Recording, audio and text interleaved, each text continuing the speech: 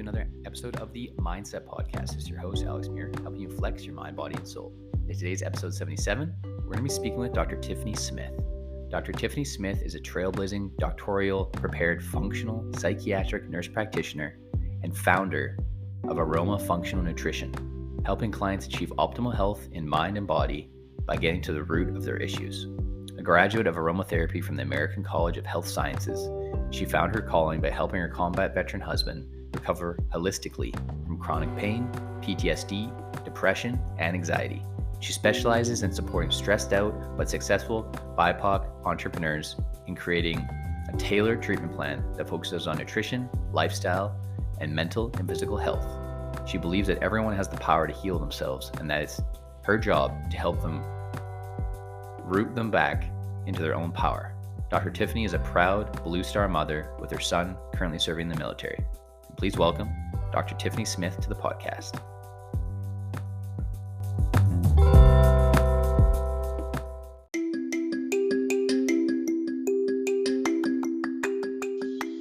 And this episode is brought to you by RadioGuestList.com, the #1 free radio guest, podcast, and talk show guest expert interview booking service on the internet.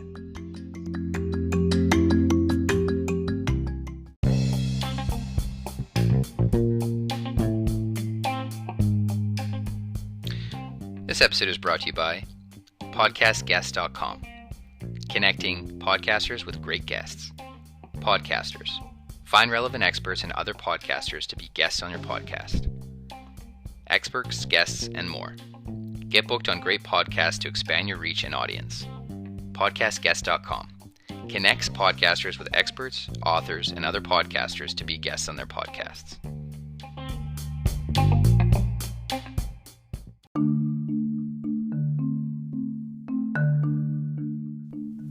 Disclaimer.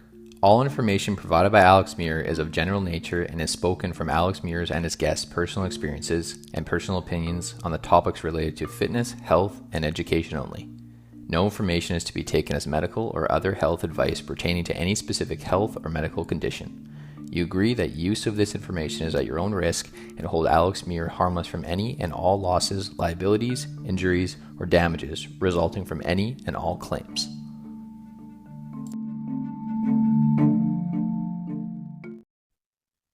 And we're live. Welcome to the MindCep Podcast. This is your host, Alex Muir, helping you flex your mind, body, and soul. And today's episode 77, we're going to be talking with Dr. Tiffany M. Smith.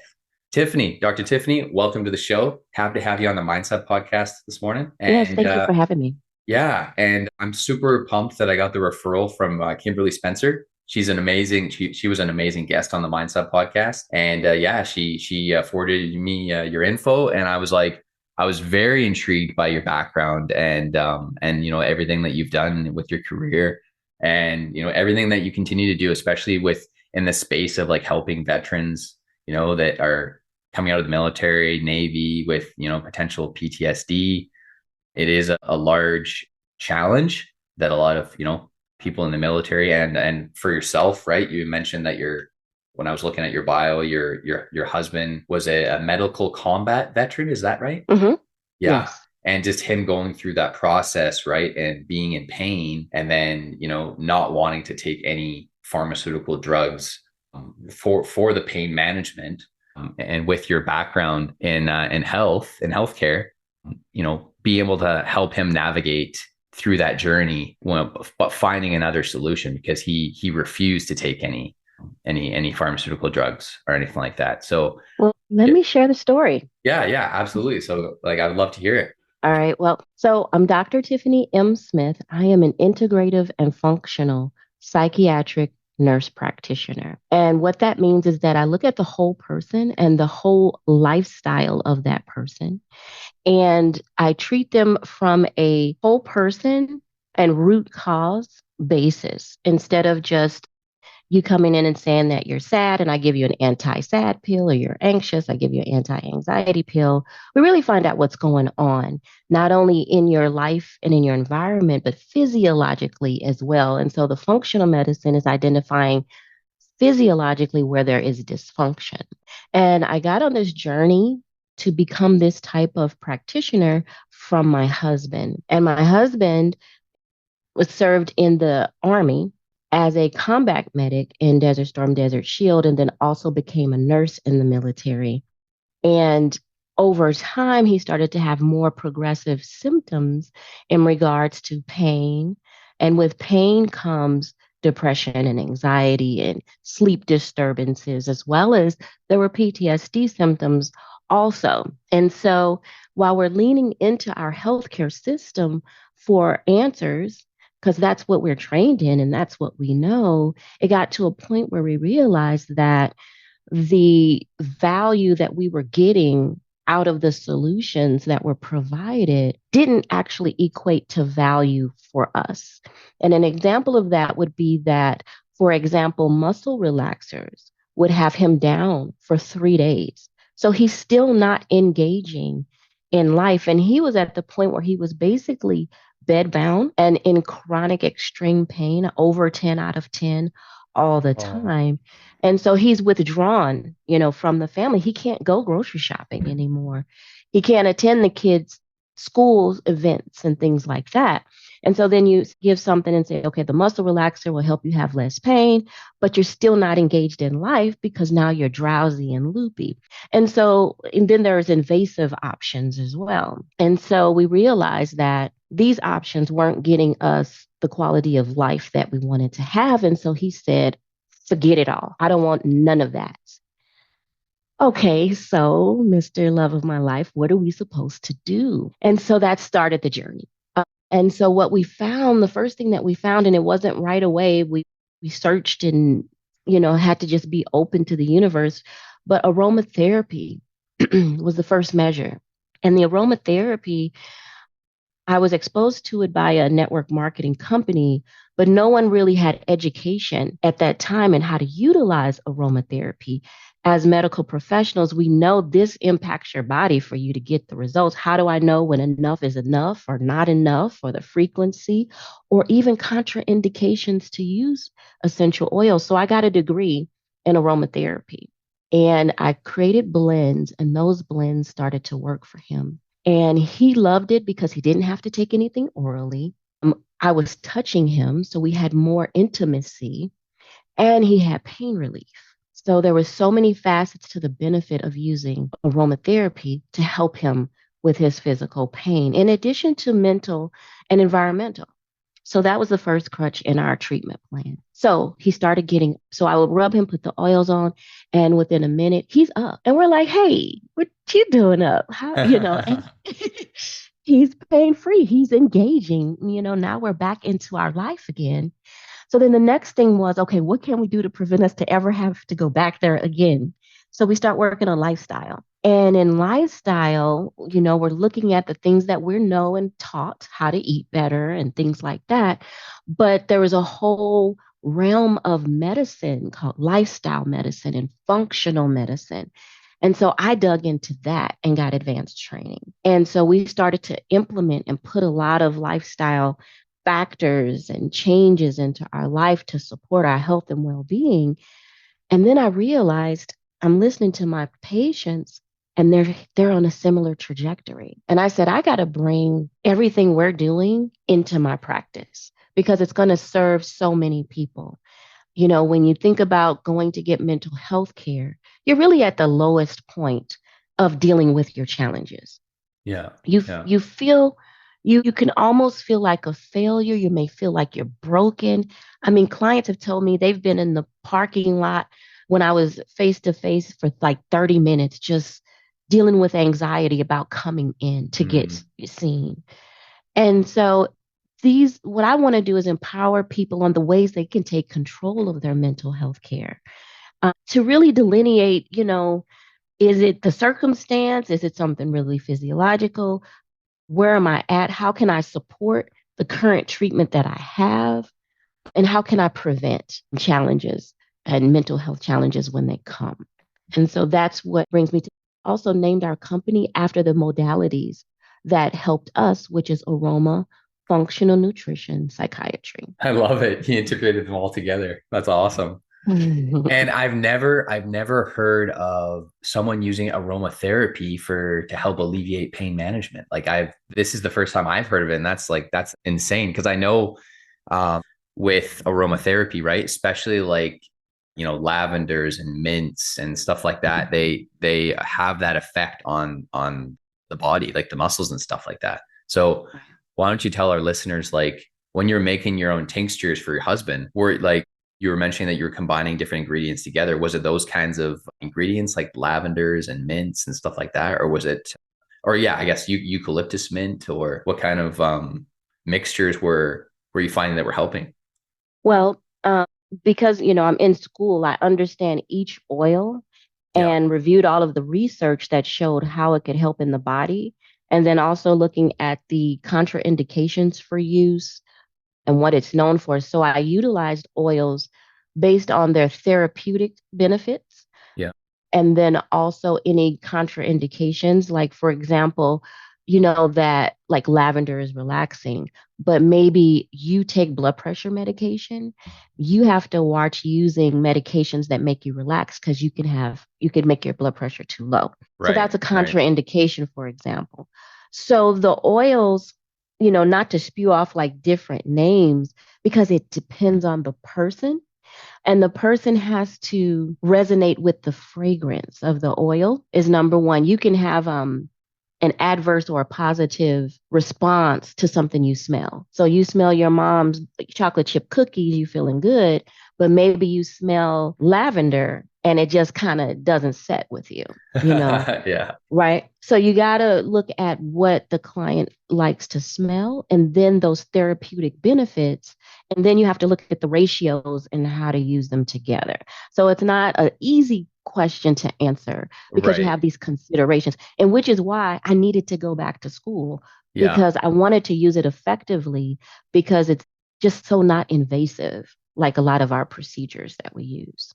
Right. Right. Yeah. No, absolutely. And yeah, you've already touched on it a little bit, but your husband's journey highlights the importance of identifying and addressing the root causes of health issues. What steps can Mhm. individuals take to advocate for their own holistic well-being and ensure that their treatment plans go beyond medication? So we have to take time to get to know ourselves. And we believe at Aroma Functional Nutrition Psychiatry in, I use the word tracking yourself. My husband used the word your personal health records, where you are keeping up with, you know, how are you sleeping? You're keeping up with when you feel tired during the day. So let's talk about some common things. How do you feel when you wake up? Are you energized? Do you hit the snooze? How was your energy level throughout the day? Did you get that 2 o'clock slump? Do you need coffee to help get you going? Are you irritable an hour after eating a piece of chocolate cake? You want to take time to start to track yourself and learn yourself. And then you can better express yourself to healthcare providers and say, no, that doesn't quite make sense because every day at 3 o'clock, I feel like this. So I'm thinking I need to probably just add another snack. I don't think that I'm hypoglycemic where I need to do all of these regimens. I just need to balance. I need more of a balance. You can be more educated. I know one time I've realized I was having some shortness of breath, like asthma attack when I was driving to work. And I told the doctor, and he was trying to say, oh, it's anxiety. It's anxiety. No, it's not anxiety. He's ready to put me on Xanax. I don't have anxiety. When I'm driving in a particular part of town, I become short of breath. I believe that it is allergies. It's something in the air. And I don't know how to manage my allergies or what to do about that, but he's going down this other path. So it's very important to understand yourself and be able to specifically say, these are things that are going on with me. This is the pattern and trends I see with myself. And the other thing is listening to yourself. What is your body telling you should do? I need to drink more water. I need to get up. I need to exercise. Listen to your body and start to do what your body is telling you to do. And that way you might clean up some things and you don't have to go see anybody for any healthcare issues. Yeah, yeah. There is always like the option of like always check in with yourself. I love that because Yeah. especially nowadays, of how hard it can be. Well, because I'm from Canada, and even though we have universal healthcare, to get in to see someone when you have something major, it's a huge challenge. It's a major backlog to see specialists. And so that's why, for myself, I've always wanted to be my own biggest health advocate, like take care of myself first. So Right. that will limit the possibility and the chances of me having to go in to see a specialist for something. But Right. if I have to go in, I'll go in. Correct. I like, if there's anything abnormal, I always like to go in. I always like to utilize our healthcare professionals. Absolutely. But at the same Correct. time, I have to take charge of my own health, make sure I'm, and I know myself really well, make sure I'm getting in that daily, Right. like you're talking about mental health. For me, I've always suffered with a bit of anxiety, but I've been a lot better at managing it because of the daily meditation practice that I've adopted. So Yes. for years, it was all about building up my body. And as I built up Mm-hmm. my body, it primed my mind. So my mind was in a better Correct. place. But then the next half of it that I had to learn was, okay, when I go through something challenging at work or personally, and my emotions are all over the place, how do I manage that? So that's when meditation became a tool that I Yes. that I wanted to utilize. So with exercise, like you said, you know, whatever that looks like for you, it doesn't have to be weight training. It can be Correct. hiking, running, walking, and then having that daily nutrition, right? Like the balanced Mm-hmm. meals. Like a Mm-hmm. lot of people have been advocates for fasting, and I am as well. But I did notice that I was starting to binge eat when I broke my fast, which Yeah. is, it puts a lot of strain on the digestive system, right? So Yes. that's Yes. why I had to dial that back. Like I can do fasting, but I would prefer to just have my 4 to 5 meals a day, smaller meals, because then it's just a Uh-huh. lot less strain on the digestion system. Because I had issues when I would binge eat, and then I've had it forever where I would be eating a meal. It was a lot of food, and it just put too much stress on my stomach, and Mm-hmm. it would just get stuck. It would just get stuck, and it wouldn't go down some nights. And it was like, Yeah. and I went to the doctor about it, and I thought it was my abnormally large uvula, that thing Mm-hmm. right at the back of your throat, Yeah. like to help Uh-huh. digest the food. And then they're like, yeah, you do have a large uvula, but it's not that. And they just couldn't figure it out. And it just turns out the last time I was at the doctor, he's just like, yeah, you know what? It sounds like, just either don't fast as long or cut out fasting and just eat more regularly, smaller meals. And that just seems to work the best for me. And I haven't had any digestive issues since going back to the regular eating, right? So yeah, it's very Well, customary, like you said, to each individual, because fasting, I think that's just my body's way telling me fasting, it just doesn't work for me. I think it's more of the way you fast. So we have a Yeah. program called Brain Body Being Reboot Camp, and Oh, we okay. do utilize intermittent fasting and keto aspects. We don't believe in any particular diet, but lifestyle and what works for you. But in that, we have this homeopathic spray that helps to manage the cravings and helps you kind of level out a little bit so you don't do that binge. So we help you to be able to intermittent fast without feeling like you have to binge or feeling like you have to, or maybe even mentally, you might feel like there's a lack and you want to get back what you feel like you sacrificed. We can help you with that in our program. And so it might just be other ways you could tweak it to still have intermittent fasting. But what you're doing is great. It's like, again, what works for you, but also just, I wouldn't give up on the fasting if you didn't want to. Yeah. um, Yeah. Yeah. you For know, sure. it's just the way. You could Yeah. just not do a shorter, I'm sorry, a longer feeding time and a shorter fasting time, and then just tweak it and try it different ways for yourself. And then it's a matter of what you're eating too. But we can have that conversation when you join the Brain Body Being Reboot Absolutely. Appreciate Camp. it. And in your practice, you work with individuals who experience anxiety and stress. Can you discuss the connection between anxiety and the brain and provide some tips or techniques for managing anxiety in daily life? Yeah. So anxiety and stress, they're very individual. Yeah. Let's say that.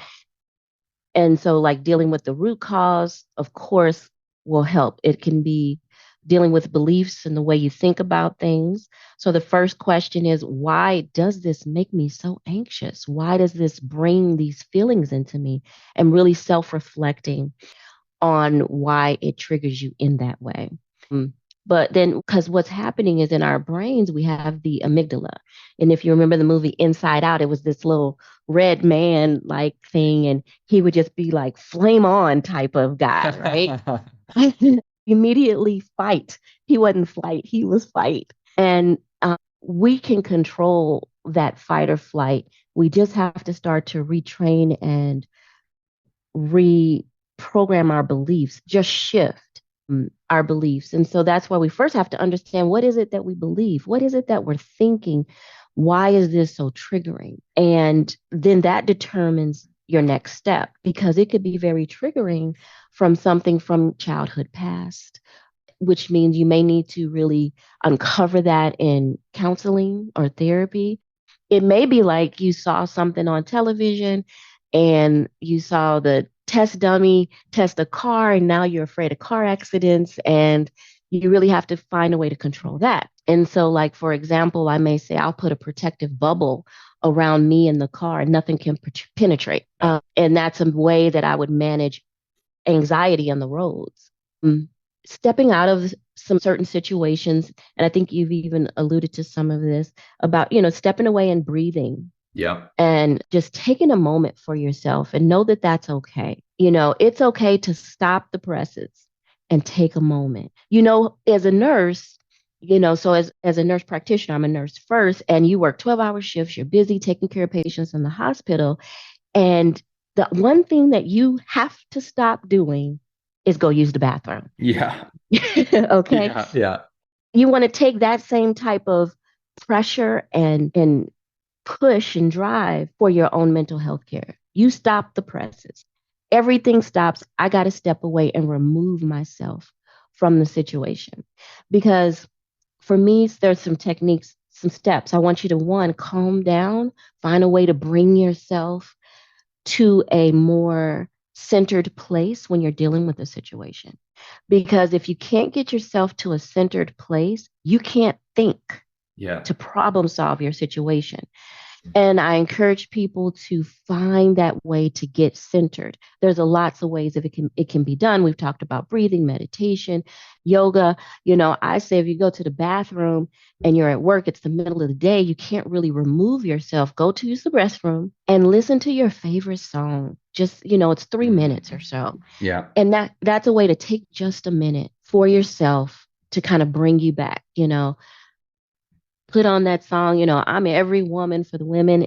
It's all in me. Anything you want done, baby. I do it naturally. Or some of the Lizzo. Yeah. There you go. I do my hair toss and check my nails. And, baby, how you feel? I'm feeling good as hell, So get some of that motivation, just kind of refuel you, and then go back into your situation. And that'll help you manage it a little bit better. And these are just kind of short-term things, but find yourself in these suggestions to help manage your anxiety and stress. And so you want to also manage your anxiety and stress, because think of how cortisol, we know, increases with stress. It's a fat storing hormone. All right. When they talk about stress weight, that's true. Because your cortisol is elevated. Cortisol it interrupts thyroid hormone production, serotonin and melatonin production. So that right there, is your anxiety. You can't sit still. You're kind of like ADHD symptoms. You can't sleep. You're not happy. All of that is impacted with stress. So it's very important to master the skill of getting centered. Yeah. And then that'll help manage those hormones. I loved how you brought up music, listening to your favorite song, because anytime it's been a tough day for me and let's say I haven't meditated or I haven't got to exercise yet, or it's just been just a crazy day, like putting on a certain song gets me out of that trigger that triggered the anxiety or the stress that I was encountering. Right. So like you said, Lizzo, she does a great job at helping people reset like that. I think that song's on like every day at work for me. So anytime, right, you've had like a lineup of clients or whatever, it's just been back to back to back, you know how it is, or patients, and you're just like, holy smokes, I need a minute. And then and then that song comes on, right? She does a great job. That's a She mental does. reset song for sure. And Yeah. it's very uplifting, right? So your energy Right. immediately shifts because she's so happy, right? Yes. There's a lot of music in the industry is I don't mean to say it, but it's like depressing because a lot of people they've encountered these challenges with life, and then but then it's like the song is about them like kind of dwelling on it a little bit, and but Hmm. it does there is a silver lining. It talks about them getting out of whatever that situation was, a depressive episode or whatever, Right. but you don't hear as much music about people. They're just like loving life and like enjoying the Yeah. moment. And Lizzo is like the epitome of that. So Yes. And but sometimes you get a music soundtrack, and it's like, I love this music, but I hate what they say. So yeah, I just make the song my thing. yeah, I yeah, change everything that they're saying to mean something else. Even if I use their yeah, words, the yeah, song can mean something different than what they say to me so that I can still rock with the vibe. yeah. Because that's what I've noticed about music. Like, I don't always listen to the lyric because like my Mhm. fiance or my friends are like, Jesus, Alex, those lyrics aren't very good. I'm like, I'm not listening to the lyrics. I'm listening to the sound, like the Yeah. instrumentals, the guitar, the Yeah. right. That's what I'm really after. Like, because and I was doing research on it too, and like certain songs do deliver that like hit Yep. of dopamine or Yeah. serotonin, Yep. and then they do help you, especially when I'm Hmm. training and I need to get to that. I'm having a like I'm like getting gassed and I'm wanting to just Hmm. get that extra oomph Yep. or whatever, right? I'm like, doing a chore that I don't want to do. The music Yeah. helps, right? Yes. And And yeah, yeah, you hit on a great point, because what I'm what I like to do is help people find those ways to create their own natural serotonin. You don't need yeah, SSRI.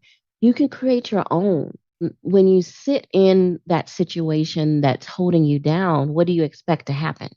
You have to shift in some kind of way. And it's hard to do it by yourself sometimes. And I think that the number one thing that people need is community. mm, A lot of my clients, I feel, really just benefit from talking to someone yeah, and really getting some things off of their chest, hearing a perspective, and then now they're able to move forward. And when they come, they're crying and they feel so broken. And I'm like, you're going to be okay. They're like, are you sure? I'm like, yes. And we go through the whole lifestyle and talk about everything. And we start to put together the pieces and what's really going on. And there isn't anything wrong with the person. It's just that it's been so overbearing that you feel like it's you and it's all of this. I'm like, no, these are influences that are impressing upon you. And now that you realize it, let's address those. And no medication. So that's why I want people to empower themselves. You don't have to come and see me. You got to just plug in those things. You got to have, so one of the things you asked about it and talked in your questions was resiliency. yeah, And I believe in resiliency plans, meaning like, if I'm feeling like this, I'm going to go listen to Lizzo.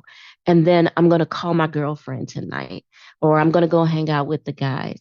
I'm going to go exercise. I'm not feeling my best. These are the things I do when I'm not feeling my best. So yeah, that's one of your plans. And so you create this resiliency type of a plan to help you move through life. Identify your communities and safe spaces and lean into them when you need to. Those are going to be some great ways to help you naturally manage your body, manage your hormones and your brain neurotransmitters naturally without having to need a provider like me. no, absolutely. I like how you talk about the resiliency planning and one other type of music. Going back to music one more time. One other type of music that I didn't listen to before, but I started listening to as soon as COVID hit because it was a little more turbulent time emotionally for a lot of people and for myself included. I started researching, it started coming up on Spotify and Apple music playlists as was lo-fi beats. So Yeah. low fidelity beats are purposely off beat with when someone sings, they'll be singing and then it'll get cut off and then it'll be instrumental and then they'll sing, right? And it's like Yeah. for whatever reason, that just was like my first layer of defense against if I'm anticipating a stressful event, I turn on lo-fi beats. holy Hmm. smokes, I just like it was like the biggest like relaxation. It's just like when you hear birds chirping in the morning, Yeah. or right, or like the wind Yeah. against the trees. It's like that's what Hmm. lo-fi beats was for me. And I've been listening to it ever since. But like I it's love that. yeah, and that talking about getting recentered, resiliency planning, that every time things are getting tense or anything like that, because Yeah. I always go home uh like during work for my lunch, and I listen to lo-fi beats. That's like my main form of music. That Um is awesome. And yeah, the journey is beautiful. Finding yourself, what yeah, works for you. It's a beautiful journey. I would rather do that journey than to yeah, sit and be reminded of my challenges. yeah, So the journey is beautiful to dig into yourself more. And how cool is it learning about lo-fi, right? yeah. What else will you find in the next week, the next day, the next month? It's such a great exploration and adventure to learn more about yourself. And that's what I want to encourage people to do. Dig into yourself and remove the distractions so you can live your best life. No, absolutely. And one last question, because we've got yeah, just under 7 minutes left there. I want to talk about social media. Social Okay. media. Hold on here. Oh yeah.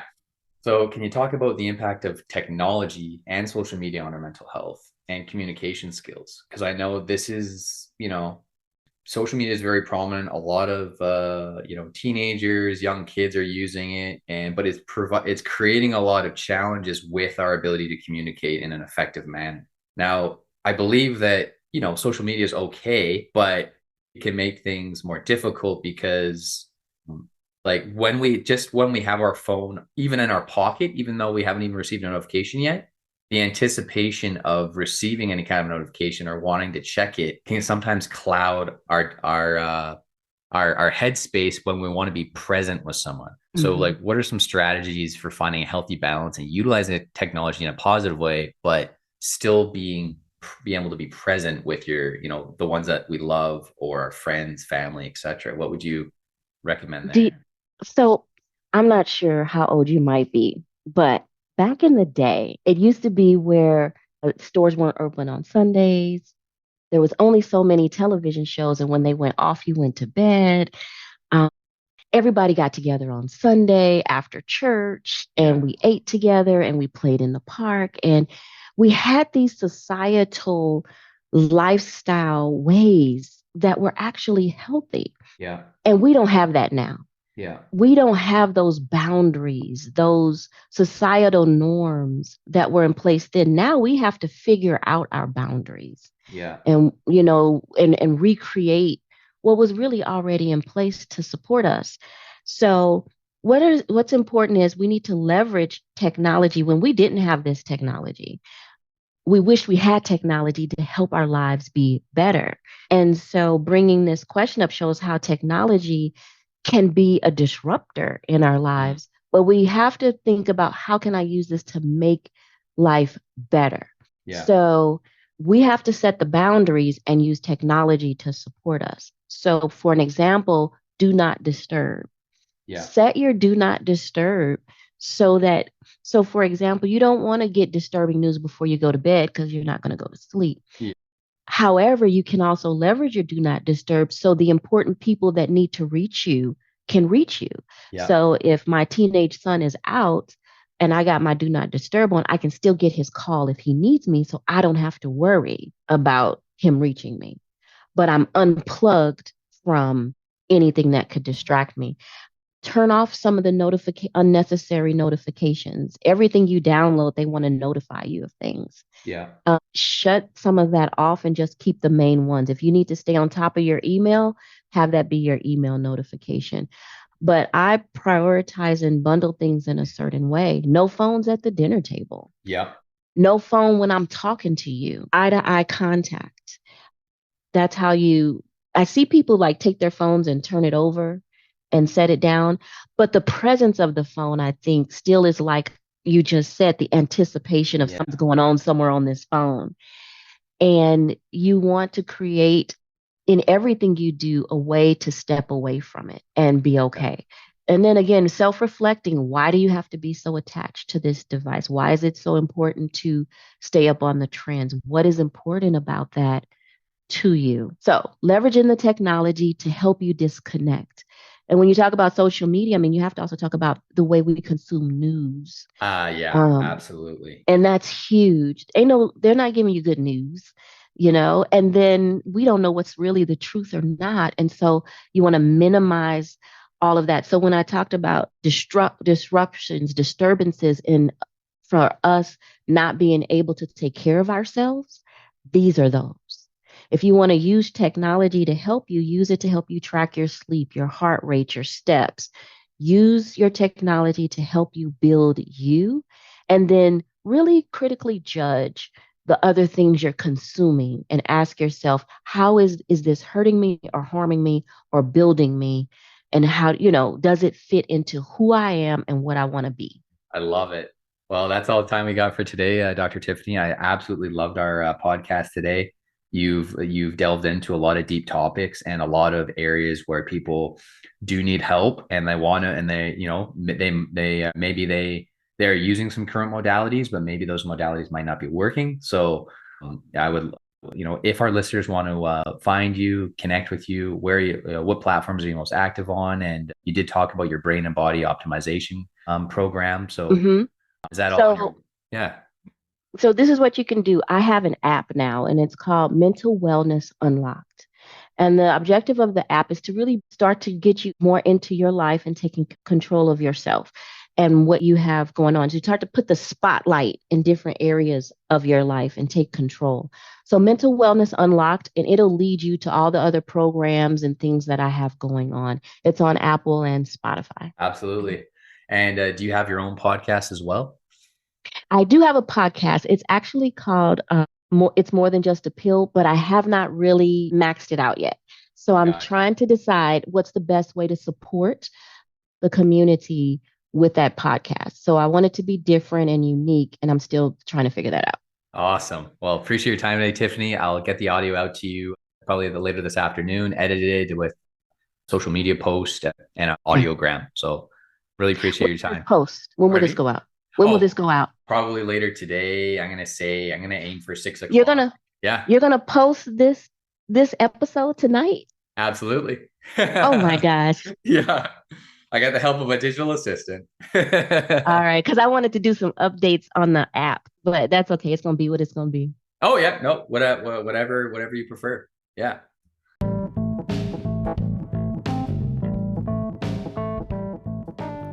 The MindCep mission. The MindCep's mission is to empower 30+ million listeners worldwide to achieve optimal mental and physical health through engaging podcasts, inspiring positive change for future generations.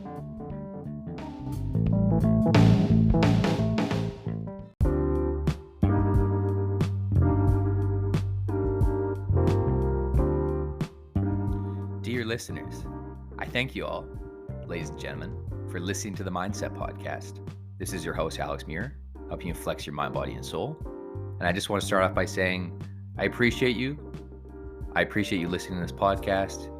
I appreciate your feedback on my episodes and following the show. And I would like your feedback as well in the form of a short rating and review on Apple Podcasts. Spotify Podcast now has a rating and review section. So I would love your feedback on Apple Podcasts, Spotify Podcasts, to help me attract great guests and to help me further the show and develop the show and improve the show. So hopefully you guys all enjoyed this episode. And again, you can reach out to me to give additional feedback on my blog. That's alexandermuir.com/blog. You can reach out to me on through my Instagram, through Facebook. All my links are in the show notes. And again, I appreciate you and thank you all for listening.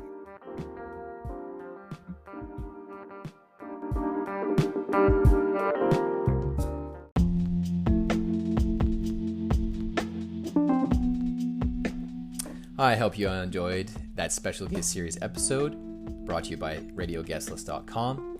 If you enjoyed this podcast interview with myself and my guests, and and you'd like to give me some feedback, please do so by leaving a short review on Apple Podcasts under MindCep Podcast. That's MindCep, the MindCep Podcast. On Apple Podcasts, Spotify, Stitcher, wherever you listen to podcasts. And I'll be happy to hear your feedback. And if you'd like to connect with me, you can do so as well on social media or on my blog.